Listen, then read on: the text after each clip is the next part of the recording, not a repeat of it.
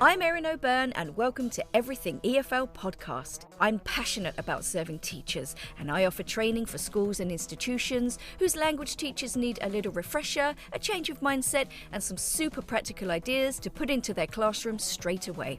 There is no one-size-fits-all lesson plan, but you've got a friend and support system in me. I can help reduce your overwhelm, give you some teacher inspiration, and improve your work-life balance. How? With some solid advice, takeaways you can try out immediately, and some much-needed teacher love, because your well-being is important too. Are you ready to make small changes one step at a time and remember how amazing you are?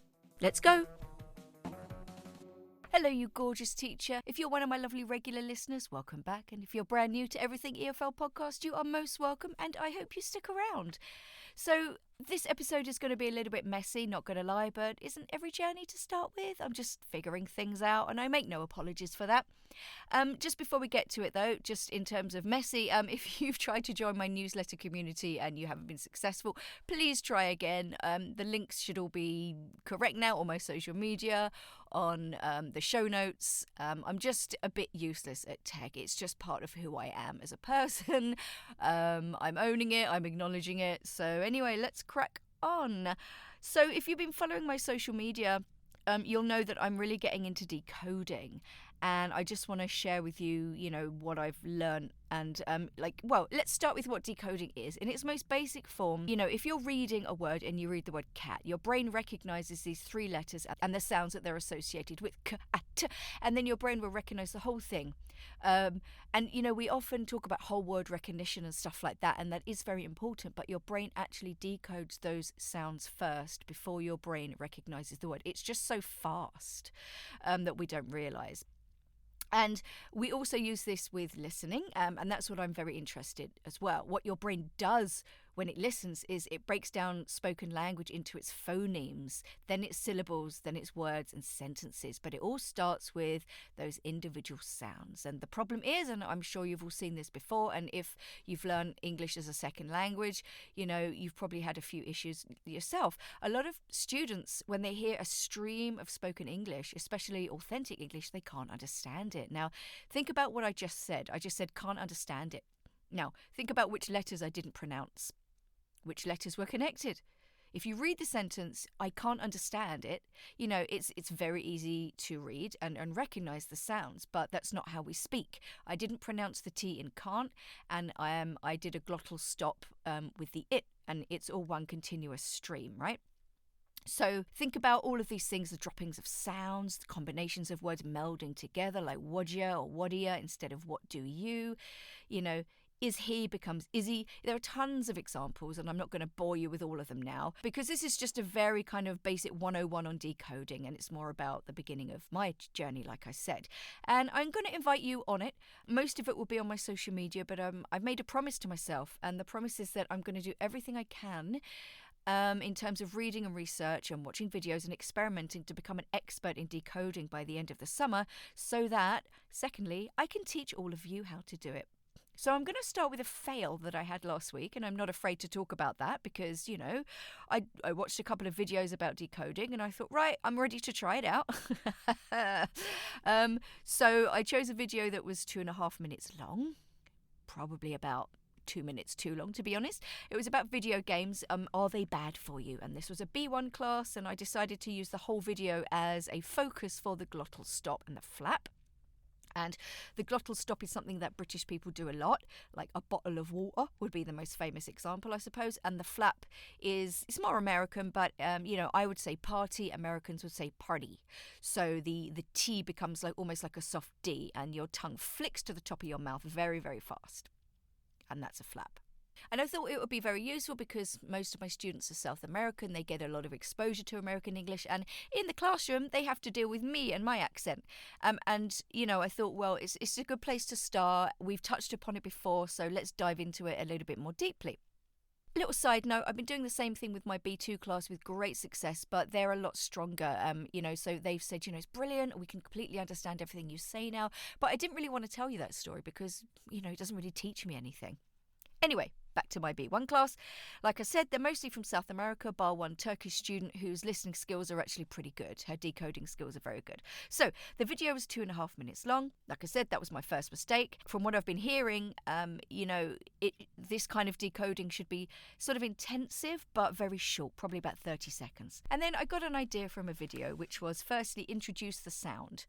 Okay, now, like I said, we touched upon it before, but what you basically do is you start with a dictation activity, a little sort of listening gap fill, a few sentences, and there's a couple of gaps missing, chunks rather than individual words. And of course, each gap had some kind of flap or glottal stop. So I repeated them a couple of times. So we put the answers on the board.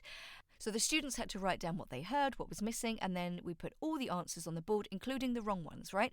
Now, this gives you lots of valuable information. Where do the problems lie? What kinds of things are they hearing or not hearing instead? And then, we played it again so they could hear it.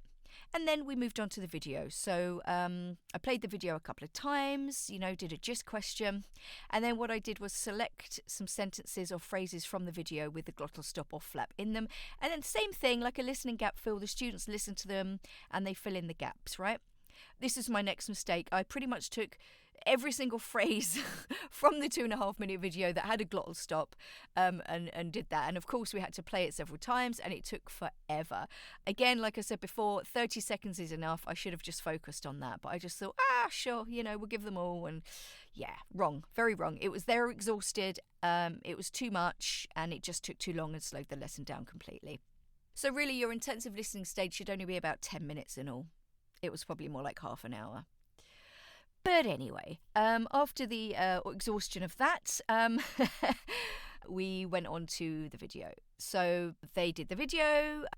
I asked them if it helped, doing all of that work. They kind of said, yeah, but I didn't quite believe them. Sometimes they tell you what they want to hear. So I kind of just left it because I knew that I'd exhausted them. And then at the end of the week, what I did was I decided to do a loop dictation. And I actually got observed, which was a bit nerve-wracking. Now, I gave the instructions, I recorded myself, it was about 29 seconds long, I spoke at my natural speed, and it included lots of, glottal stops and flaps, and it also included can and can't and the difference there, and lots of words spelt with IR like circle and t-shirt, because these things had all come up. And again, I'm wondering now, was it too much? But they handled it pretty well. You just got to try things and realise that you're not going to get it right 100% of the time. So most of the observation was just the my manager sort of listening to the dictation a lot as they worked through it. And I said halfway through, after about 5 or 6 times, don't share your answers with each other, because usually I would encourage that. But again, I want true answers from them. I want to know what they're hearing. And in the feedback stage, my manager actually said, maybe they could have benefited from helping each other a bit. And I said, well, the reason I said not to was because I needed true answers. And he totally got that. And then we put the paragraph on the board. I elicited it from them, including all of the wrong answers. And, we talked about, what did you hear? Oh, that's interesting, blah, blah, blah. And then at the end, I actually asked them some reflection questions. And I asked them to write down their answers individually and then discuss them. And then we did some open class feedback. And the questions were like, on a scale of 1 to 10, how did you feel about the flap and the glottal stop at the beginning of the week? How do you feel about it now? Do you feel you've made a bit of progress? That kind of thing, just to get them to really to really think about it. And the numbers for how did you feel at the beginning of the week kind of ranged from about 3 to 7.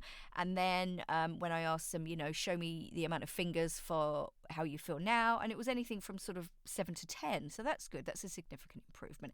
And I did ask them to be honest with me, because this helps me as well as themselves, and that they understood that they're adults, But, I'm not sure if it helped them completely understand everything better or whether it's just raised their awareness. But raising the awareness is the first stage. And then, you follow that up, as I have done, with just little mini dictations at the beginning or middle or end of the lesson, 4 or 5 sentences focusing on the same thing. And you do see an improvement in that. So I'm just going to leave it there for the moment, just food for thought. I hope this wasn't too confusing or messy. Again, I just wanted to talk through what I'm doing just to give you an idea of what's to come, okay? And I'd love to hear from you. There is a comment option on Spotify. I'd love you to leave a comment. If not, write a review. This helps me push me up the ratings and makes me more visible. This is a saturated market, so it helps to be seen. And I also want you to ask yourself, what steps have you taken to try and help your students understand what their issues are and how you can address them? And have you even really, thought about those issues? No judgment. I'm just very interested. I do suspect that the ability to decode is something that students don't really know how to do, because as teachers, we don't get taught how to do it. We don't get taught how to teach listening. We get taught to teach a listening comprehension, which is just essentially testing the students' listening skills. But if your students are failing at that or not doing very well at that, they're not going to be able to answer the questions, right? Because they can't decode the sounds, therefore they can't decode the words, therefore they can't decode the phrases and the meaning of the sentences.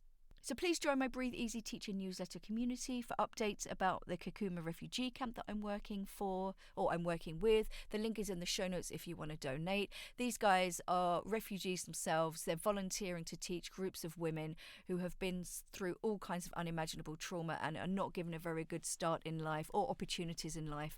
And they're working with nothing, and I've just raised some money to help them buy some books and pens, and a new whiteboard, which is very exciting. And the next bit of money that I want to donate is going to hopefully go towards helping them set up their classrooms a little bit, because really they don't have proper classrooms. They need more than one, which is what they're working with right now, and they need a few more chairs. So that's kind of the next sort of project that I'm working on with them. So even if it's €5, guys, even if it's just the price of a pint or a cup of coffee, that is huge to these people and the work that they're doing.